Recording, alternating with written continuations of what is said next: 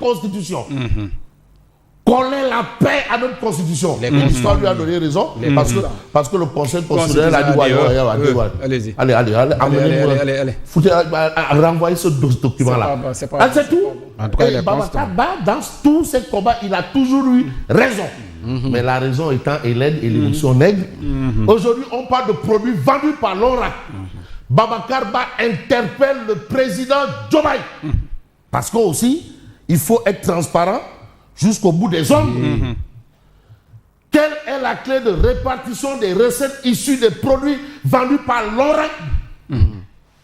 La transparence voudrait qu'il y ait une visibilité, et une lisibilité sur l'utilisation ainsi que sur la répartition des fonds. Ah non, lui, c'est ce qu'on appelle, tu sais, les Basques, il ne lâche rien. Non, il est constant, lui. Non, Mom ciment, là. Il est constant. C'est du ciment, béton, là. Tout comme Babacar Mbaye Ngaraf. El Ngarafo. S'il n'existe pas de texte fixant cette clé de répartition, il est nécessaire d'y travailler afin de garantir la transparence. Je rappelle que Babacar Ba est invité à une grande rencontre internationale, universelle et mondiale. Oui. Pas les rencontres de deux pelés, trois tondus là. Là où on réfléchit, on transpire par le cerveau. On fait des productions intellectuelles destinées au monde entier. Ah oui. Voilà. Notre ONG est invité à participer aux prochaines assemblées annuelles 2026 du FMI et du groupe de la Banque mondiale qui se tiendront à Bangkok, en Thaïlande, Très du bien. 12 au 18 octobre 2026. Donc, messieurs de l'ambassade de Thaïlande, vous avez de quoi dérouler le tapis rouge à aujourd'hui le porte-étendard Du Sénégal. de la société civile sénégalaise. Attention. Donc, les Thaïlandais là, ils doivent se battre, ils doivent donner à Babacar Ba un visa Milan. Ah oui. Ah oui, parce que cette rencontre-là arrive à un moment où on parle de FMI et de Banque mondiale. Et quand ces deux structures-là, des institutions de Bretton Woods, invitent un Sénégalais, bon teint, ça veut dire ce que ça veut dire. Et de qui il s'agit? Babacar Ba. Du Forum du Justiciable. Justiciable. Ndaw lu rëy. Lui, moom dafa ala daw alors Tribune quotidien de révéler bras de fer avec CBAO. La CBAO me doit 11 milliards. Bokar Samba Dièye appelle Diomaye et Al Amin Lo à intervenir. Mais Voilà, c'est un champion. Mais moi, je n'ai jamais vu ça. Mais pourquoi est-ce que nous sommes dans un système où les champions sont piétinés En fait, ça traîne quoi. en longueur de journée? Piétinés. Mais non, finalement, mais de quoi il s'agit? Vraiment. C'est quoi le projet? Alors, vous avez gestion sociale du gouvernement. Thierno Alassane Sall dénonce des licenciements abusifs et le clientélisme du régime. Le clientélisme du régime. Et c'est peut-être à plein régime que tourne un journal qui s'appelle comment? Un journal qui s'appelle Le Point Info. Pour nous dire quoi? Samba Sall réussit le pari d'El Telanton. Lucad rassemble les talents du Sénégal et ouvre une nouvelle ère de coopération internationale. Ah non, il faut tout relancer au plan international, tout. Hein? Comme nous, on gère maintenant la CEDEAO. CEDEAO. Tchad. Et on va gérer l'ONU. Mais là, allez, à Tchamba. Le Sénégal à l'honneur. Ah, le Sénégal sera à l'honneur, hein, le CEDEAO. Bientôt, on va gérer l'Union africaine. Hein. Ah ouais, parce que le président Diomaye Taïmom, il a même changé sa garde-robe. Tu sens que qui faut me demander, hein, fag, wachacha. Alors, le docteur Aliou Dione et compatriotes rejoignent le nouveau parti du président Bassirou Diomaye Faye en tant que membre fondateur. Aliou Dione. De toutes les façons, les faits sont là. Mais là où on va peut-être nous intéresser, c'est la réaction de Adjouma Sow, membre fondateur et secrétaire général adjoint. Élection, coalition Diomaye président. Voilà. Pourquoi nous créons un parti? Il faut quand même que les choses soient claires. Pourquoi nous créons un parti? Mais on nous dit même qu'une trentaine de députés sont en train de s'organiser là.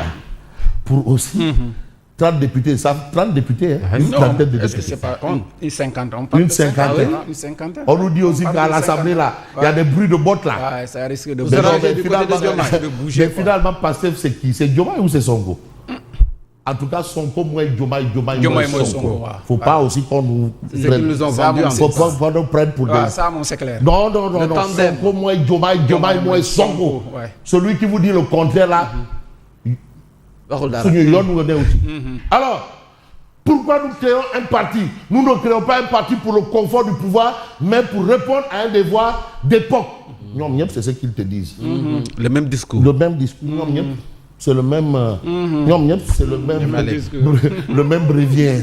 Ñoom ñëpp, ils vont te dire que nous, si on crée, c'est parce que c'est Dieu qui nous est apparu en rêve. Donc nous, on est. Ñoom ñëpp, ils disent la même chose. Bilaay walaay. Ñoom ñëpp. moo tax Diomaye mooy Sonko. Diomaye mooy Sonko, Sonko mooy Diomaye. Alors, le bureau enrôle 8 affaires. Sonko saisit le président Diomaye et le gouvernement. Vous avez le président de l'Assemblée veut leur avis dans les délais légaux. 2 propositions de loi et 6 de résolution de création, commission d'enquête. Les pacifiens ne lâchent pas les crédits spéciaux et autres fonds secrets. Voilà la situation. Situation oblige. Vente des cartes de Pastef. Les préfets de Mekhe et de Mbour interdisent les rassemblements des patriotes sur la voie publique. Ah oui? Qu'ils aillent le faire dans un Pokous ou bien dans un Pandéré ou bien dans un Rokodjiné, mais sur la voie publique, non. Non, il faut une autorisation. Il faut une autorisation. Ah oui, parce que quand même, C'est le minimum. il faut jagboériser un peu l'espace public. On jagboérise un peu. Autorisation. Oh, le jagboer, il a été invité à un Mbapat organisé par Yékou à Joal. Jagboer Nyo, Sol Grand Boubou, trois Khalitam, c'est son ami, c'est tous des talibés chers. Il arrive en tant qu'invité d'honneur. Il demande à Yékou à nos autorisations.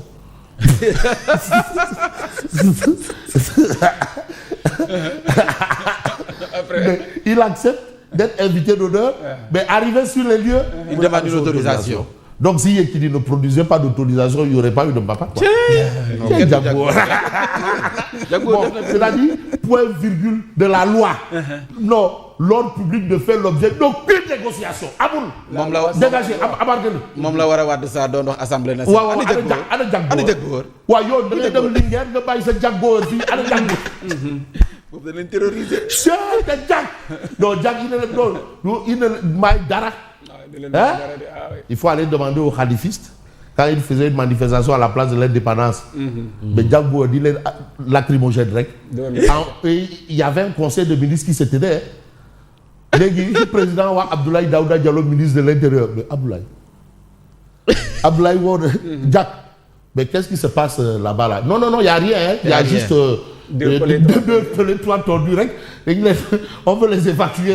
Mais continuez, il n'y a rien. Il n'y a rien. Jack, bon, 100 ans de l'ancien président Abdoulaye Wade, mais Direct News s'intéresse au silence pesant des ténors.